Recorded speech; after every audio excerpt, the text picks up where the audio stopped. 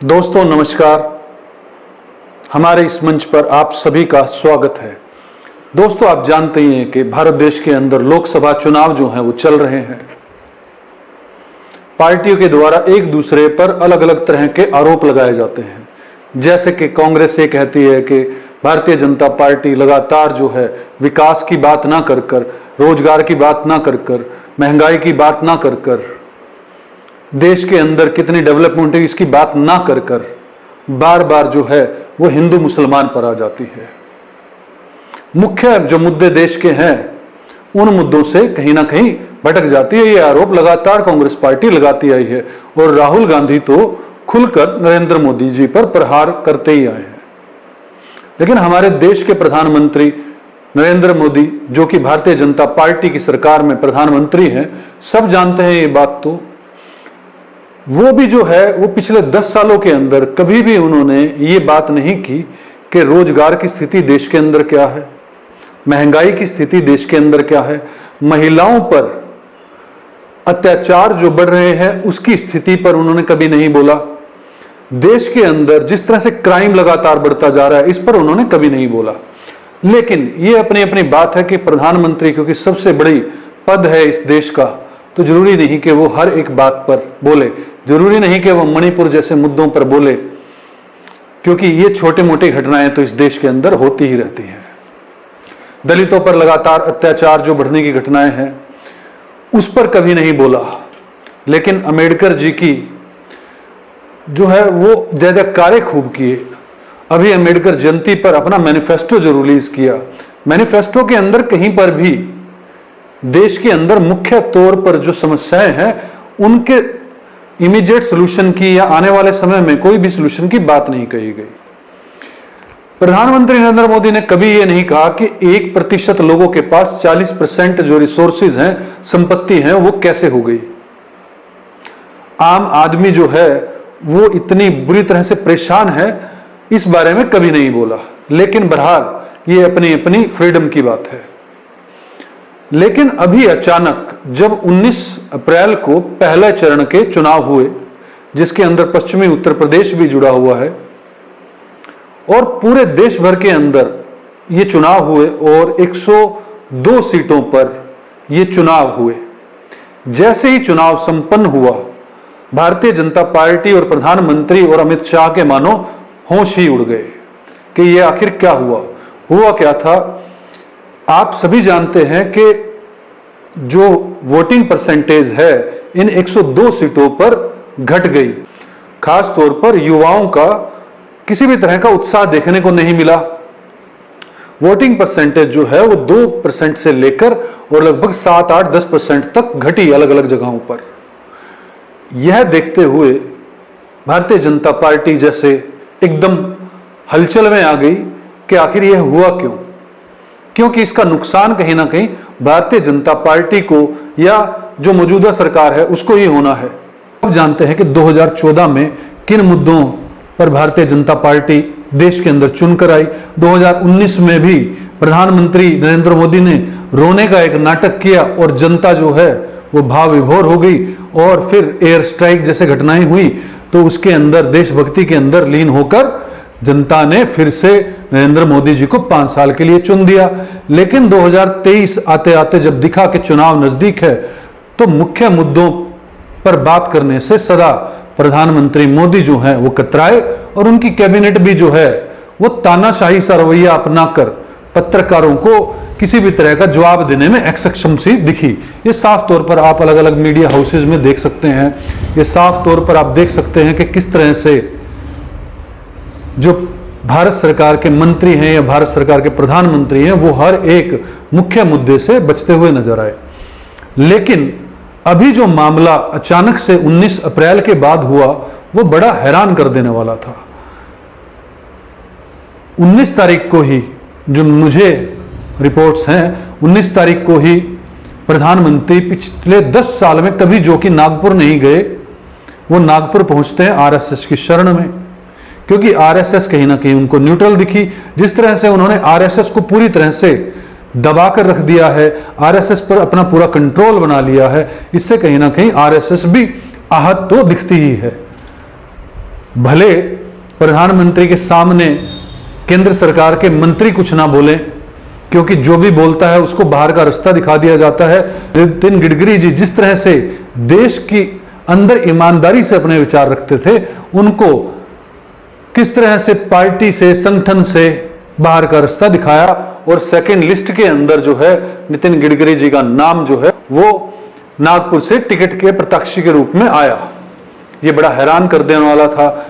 और अगर अब देखें तो अचानक से नरेंद्र मोदी पहले तो मटन, मछली की बातें करने लगे कि तेजस्वी यादव तो, अरे ये तो नवरात्रों के अंदर राहुल गांधी और तेजस्वी तो लालू जी के यहां पर मटन जो है का मजा उठा रहे हैं। कभी कहते हैं कोई मछली खा रहा है, कभी कुछ कहते हैं अनाप शनाप जैसे बोलने का प्रधानमंत्री नरेंद्र मोदी ने ठेका लिया हुआ है। मुझे समझ नहीं आती कौन इनके भाषण लिखता है कि प्रधानमंत्री कभी भी अगर वोट मांगेगा तो अपने पिछले 5 सालों में उन्होंने देश के लिए क्या किया, पिछले 10 सालों में उन्होंने देश के लिए क्या किया, अगले आने वाले 5 सालों में वो देश के लिए क्या करेंगे। लेकिन जिस तरह से उन्होंने पाया कि अब 19 अप्रैल के बाद जो है उनकी सरकार जो के पिलर्स जो हैं वो हिलते हुए नजर आए, तो उन्होंने अब एक नया मुद्दा उठा लिया। पूर्व में प्रधानमंत्री मनमोहन सिंह जी का एक पुराना 2006 का एक भाषण वो उठाते हैं और उसके अंदर वो आरोप लगाते हैं प्रधानमंत्री मनमोहन सिंह जी तो मुसलमानों को सारा हक देना चाहते थे, जिनके ज्यादा बच्चे हैं उनको सारा हक देना चाहते हैं, आपकी जमीनें भी छीन कर देना चाहते हैं। और यहां तक के आरोप लगाए कि माताओं बहनों आपके मंगलसूत्र भी ये तो लोग जो हैं आपके गले से उतार कर और उसको बेचकर उन ज्यादा बच्चे वाले परिवारों को दे देंगे। मतलब कुल मिला के नरेंद्र मोदी अपनी फितरत पर आ गए। 2002 में जो सांप्रदायिक दंगे हुए, हिंदू मुसलमानों के दंगे हुए, उसके अंदर कहीं ना कहीं उनका नाम घसीटा गया। इंडिया टुडे ने फ्रंट पेज पर उनकी फोटोएं छापी। चाहे सिद्ध कुछ नहीं हो पाया, लेकिन साफ तौर पर यह उन पर आरोप लगते रहे कि ये पूरा का पूरा दंगा जो है उनके द्वारा संरक्षित था। और ये फिर से जिस तरह से हिंदू मुसलमान करने के मूड में दिख रहे हैं, फिर से जिस तरह से प्रधानमंत्री फिर से हिंदू मुसलमान करने में लग गए हैं, जिस तरह से पोलराइजेशन करने में लग गए हैं कि हिंदुओं को पहले तो डराया जाता है कि हिंदू खतरे में है, अगर मुस्लिम प्रधानमंत्री हो तो बिल्कुल लगता है कि हो सकता है कि हिंदुओं के जो कि लगभग 75 से 80% जिनकी जनसंख्या इस देश के अंदर है, उनके ऊपर कोई खतरा हो सकता है। ये बात मानने की हो सकती है, लेकिन इस देश के अंदर लगभग जो है वो प्रधानमंत्री जो बने हैं वो हिंदू ही बने हैं, तो फिर भी हिंदू खतरे में है। अभी नरेंद्र मोदी की सरकार आई, सबसे स्ट्रॉन्ग पार्टी जो हिंदुओं की आवाज को बुलंद करने का काम करती है, फिर भी हिंदू खतरे में है। और अब फिर से जब अपनी दाल नहीं गलते देख रहे चुनाव के अंदर, तो अब से फिर से सांप्रदायिक मामले फिर से प्रधानमंत्री उठा देते हैं। ये बड़े ही शर्म की बात है जब आप अपने काम को ना गिनवा सको और जब भी देखो हिंदू मुसलमान करते रहे हम। जब यही संविधान के अंदर, इस देश के संविधान के अंदर सेक्युलरिज्म मेन जो नींव है इस देश के संविधान की, कि सभी धर्म के लोगों को अपने ढंग से जीवन जीने का अधिकार है, तो फिर कैसे इस पार्टी के नेता जो हैं एक विशेष समुदाय को, एक विशेष धर्म के लोगों को नीचा दिखाने की कोशिश करते हैं, और वो भी सिर्फ हिंदुओं के नजरों में। सबसे अधिक अगर पिछले 10 साल के अंदर अगर सरकारी स्कीमों का फायदा पहुंचाया तो भारतीय जनता पार्टी की सरकार ने पहुंचाया। अगर बात करें मदरसों में, उनके जो ट्यूटर्स हैं, मदरसों के अंदर जो टीचर होते हैं, उनकी सैलरी बढ़ाने का काम किया तो वो भारतीय जनता पार्टी की सरकार ने किया। फायदा भारतीय जनता पार्टी की सरकार मुसलमानों को सबसे ज्यादा पहुंचाए, और हिंदुओं का मूर्ख बनाने के लिए सिर्फ और सिर्फ खुले मंच से ये बार बार कहे कि हिंदू खतरे में है, मुसलमानों को तुम्हारा सारा हक दे दिया जाएगा, ये आखिर देश के अंदर हो क्या रहा है? क्या इन मुद्दों पर अब चुनाव लड़े जाएंगे? और वहीं आप देख सकते हैं कि इलेक्शन कमीशन की बेशर्मी देखिए, बिल्कुल चुप, एविडेंसेस हैं, वीडियोस हैं। कांग्रेस पार्टी चुनाव आयोग के पास भी पहुंचती है, लेकिन चुनाव आयोग जैसे चूड़ियां पहनकर बैठा हुआ है, चुनाव आयोग जैसे प्रधानमंत्री नरेंद्र मोदी का गुलाम बनकर बैठा हुआ है, यह साफ तौर पर दिख रहा है। मैं ऐसे शब्दों का इस्तेमाल कर रहा हूं, करने चाहिए नहीं करने चाहिए एक अलग बात है, लेकिन हमारी स्वतंत्रता है बात कहने की। जिस तरह से प्रधानमंत्री खुले मंच से हिंदू मुस्लिम कर रहे हैं, उस पर क्या उन पर धारा आईपीसी 153 के तहत उन पर केस दर्ज नहीं होना चाहिए? और क्या अब सुप्रीम कोर्ट को भी जिस तरह से वो दूसरे मामलों के अंदर स्वयं संज्ञान लेती है, तो क्या माननीय उच्च न्यायालय को भी संज्ञान नहीं लेना चाहिए कि जिस तरह से हिंदू मुसलमान फिर से शुरू हो गया है? अपनी हार को देखते हुए भारतीय जनता पार्टी के प्रमुख, देश के प्रधानमंत्री नरेंद्र मोदी जिस तरह से हिंदू मुस्लिम फिर से करने लगे हैं, तो क्या यह देश के लिए शर्मनाक नहीं है?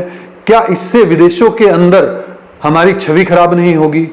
क्या इससे देश के अंदर सांप्रदायिक दंगे फैलने का खतरा नहीं बनेगा? क्या चुनाव आयोग को दिखता नहीं है? ये रणदीप सुरजेवाला हेमा मालिनी के खिलाफ कोई टिप्पणी कर देते हैं, मैं ऐसा नहीं कह रहा हूं कि उन्होंने टिप्पणी ठीक की, लेकिन अगर टिप्पणी कर देते हैं तो इलेक्शन कमीशन तुरंत हरकत में आता है और 48 घंटे के लिए उनके चुनाव प्रचार पर रोक लगा देता है। लेकिन यहां सरेआम प्रधानमंत्री अलग अलग रैलियों के अंदर जाकर हिंदू मुस्लिम का कार्ड खेल रहे हैं। चुनाव आयोग बिल्कुल कान बंद करके बैठा है, आंखें बंद करके बैठा हुआ है। ऐसा लगता है कि ये तीनों के तीनों चुनाव आयुक्त महात्मा गांधी के 3 बंदर जो हैं बन गए हैं कि नरेंद्र मोदी के खिलाफ ना कुछ सुनेंगे, नरेंद्र मोदी के खिलाफ ना कुछ देखेंगे और नरेंद्र मोदी के खिलाफ ना कुछ कहेंगे। जैसे ये शपथ पत्र चुनाव आयुक्तों ने ले लिया हो, ऐसा नजर आता है।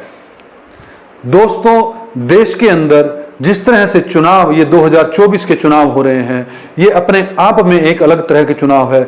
मैं ऐसा मानता हूं इस देश की जनता के अंदर परमात्मा की शक्ति है, इस देश की जनता के अंदर देवी शक्ति है, इस देश की जनता के अंदर वो जो परमात्मा चारों ओर है उसको मानने वाले यहां के लोग हैं। यहां के लोग जो हैं वो सच को सच और झूठ को झूठ देख पाते हैं, बोल भले ना पाते हों, और अपने वोट के अधिकार से हर बात का जवाब देंगे। चाहे कांग्रेस पार्टी गलत कर रही हो, चाहे भारतीय जनता पार्टी गलत कर रही हो, लेकिन ये सरेआम जिस तरह से आचार संहिता की धज्जियां नरेंद्र मोदी उड़ा रहे हैं और उस पर चुनाव आयोग किसी भी तरह की कोई कार्रवाई नहीं करता, ये पूरा का पूरा मामला जो है, फिर राहुल गांधी के वो वक्तव्य याद आते हैं कि 2024 का जो ये पूरा का पूरा मैच है ये फिक्स है, ऐसा साफ तौर पर दिखता है। क्या आपको नहीं दिखता ऐसा? अंधभक्त हो सकता है कि तालियां बजाएंगे, लेकिन अंधभक्तों को यह भी सोचना चाहिए कि देश जो है संविधान पर चलता है। देश के अंदर जिस तरह से इंसानियत को इस धरती पर रहने का हक परमात्मा ने सबको दिया, तो इस देश के संविधान ने सभी धर्मों को एक समान देखा। इतना उच्च स्तर का, जिस तरह से सनातन धर्म एक उच्च स्तर का धर्म है, उसी तरह से यहां का संविधान एक उच्च स्तर का संविधान है। लेकिन अंधभक्तों को शायद ये समझ ना आए, ऐसा संविधान जो सबको एक जैसा जीने का मौका देता है।